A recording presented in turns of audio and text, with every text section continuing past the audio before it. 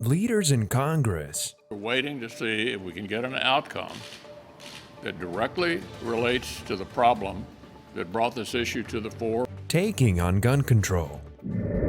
January 6 under the microscope These hearings will be a chance for the country to come together. on Capitol Hill. And President Biden traveling west Have an opportunity for us to come together around some bold ideas. for the Summit of the Americas. These stories and more coming up on Newsbreak. Hello, South Florida. I'm Paloma Pimentel. I'm Amanda Gray. Today's Thursday, June 9th, 2022. Live from the South Florida Media Network's Biscayne-based studios in North Miami, this is SFMN Newsbreak. Set for Senate, a sweeping gun reform package has just passed the House, but it faces a larger challenge in the other chamber of Congress. Before last night's vote, lawmakers heard gripping testimony, including some from survivors of the Uvalde and Buffalo attacks. The network's Yvette Franco from our DC bureau is in Washington this morning.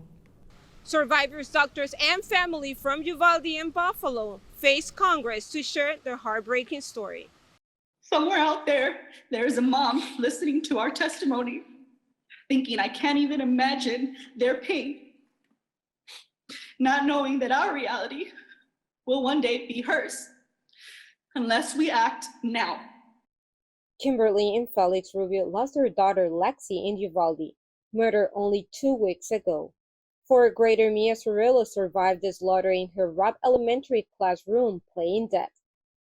Thought he was gonna come back to the room, so I grabbed the blood and put it all over me. In the middle of this national horror anguish on Capitol Hill, as victims pleaded with lawmakers to take action. You are elected because you have been chosen and are trusted to protect us. But let me say to you here today, I do not feel protected. The mother of a victim from the Buffalo mass shooting told members of the House her son will have shrapnel in his body for the rest of his life. A pediatrician who responded in Uvalde told Congress children's bodies were decapitated by the bullets. 9 on the operating table, riddled with bullets, like the children of Robb Elementary and so many other schools. Miguel Sorrello followed his daughter's video testimony, saying although she survived, she'll never be the same. She's not the same little girl that I used to play with and run with. She was daddy's little girl. Americans are waiting on a response from Congress about the different bills being discussed.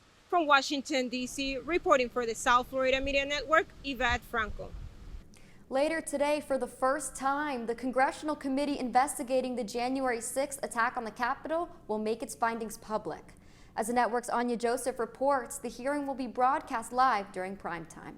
Just 11 months after Democrats voted on the House Select Committee to investigate the January 6th attack on the U.S. Capitol, the Democrats and Republicans on the panel will soon present what they've uncovered to the American people. These hearings will be a chance for the country to come together, to rally around the truth and unite around the rule of law. The panel said it will present previously unseen material, along with a summary of their findings of former President Donald Trump allegedly trying to overturn the results of the 2020 presidential election. The hearing on Thursday is expected to include live testimony from at least 2 witnesses. Filmmaker Nick Quested, who was involved with the far-right militia group The Proud Boys while shooting a documentary on American extremism, and Capitol Police Officer Caroline Edwards, one of the first officers injured during the January 6th riot.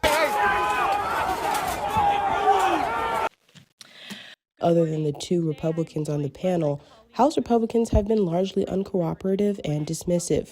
Their focus on attacking their political opponents is so strong, they don't care about the rules. Close Trump allies like Congressman Jim Jordan of Ohio and House Minority Leader Kevin McCarthy have even rejected committee requests to testify. In addition to laying out key findings from their investigation, lawmakers are setting the stage for additional hearings expected later in the summer. In the Control Center, Anya Joseph, South Florida Media Network. The U.S. hosts the 9th Summit of the Americas despite facing political backlash. Yesterday, President Biden hosted the summit in Los Angeles. Close to 24 Latin American leaders attended, the president calling for a stronger democracy and a new economic framework. Mexico's president is boycotting the decision over a U.S. decision not to invite autocratic leaders from Cuba, Venezuela, and Nicaragua. A home surveillance video catching the moment a Southwest Florida man was almost struck by lightning. It was Tuesday in Fort Myers. Bruce Van Horn was bringing in his garbage when a thunderbolt hit the palm tree next to his home. When Bruce told his neighbor the story, Cassie Williams realized that she caught the moment on her surveillance footage. Cassie said it was quite scary watching the video, and Bruce said it was even scarier living it. It felt like an impact of a big blast of air. That's the closest I've ever been to a lightning strike, and I don't want to get any closer. Neighbors say there were no dark clouds or rain, which made the lightning spike all the more unexpected. The Marlins and the Nationals take a scoreless game into extra innings. That's still ahead, and so is the story. I saw his wife. She was screaming and hollering for me to come out and help. A man outside a Southwest Florida motel gets a bad bite after what he thought was a dog turned out to be a 7-foot gator. Newsbreak will be back in 2 minutes. Type 2 diabetes can have a big impact on your life. But how can it be prevented? Well, the first step is knowing if you have something called prediabetes. Take the 1-minute risk test today at doihaveprediabetes.org. I know kids worry about a lot of things. Getting enough food to eat shouldn't be one of them. Through a nationwide network of food banks, Feeding America serves virtually every community in the United States. See how you can help your community. Visit feedingamerica.org.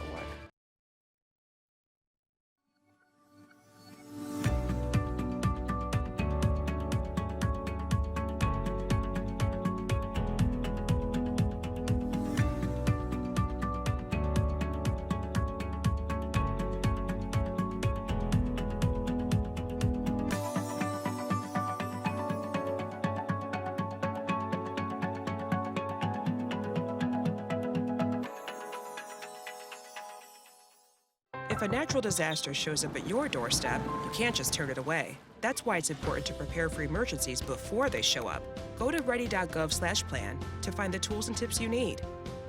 And make a plan today.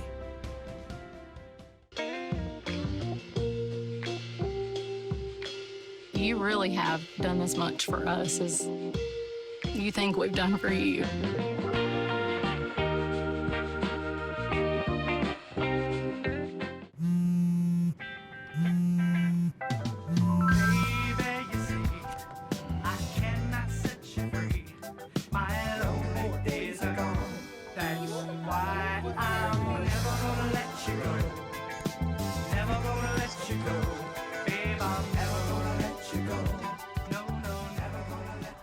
Here you go.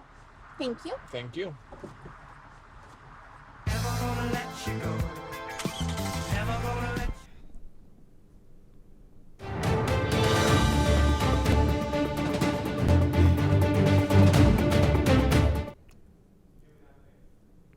Alligator attack outside a motel in Southwest Florida.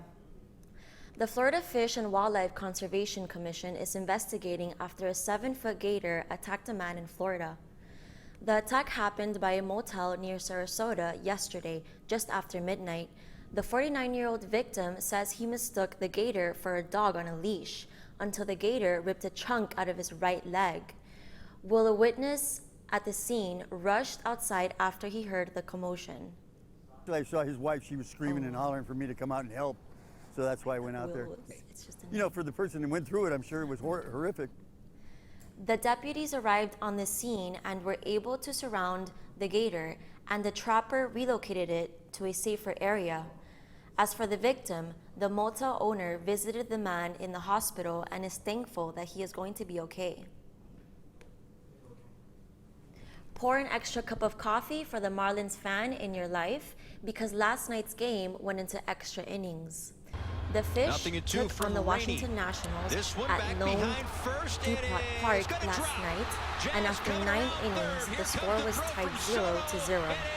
The Nationals took the lead in the top of the 10th inning, but the Marlins rallied back with 2 runs in the bottom of the inning to win the game 2-1.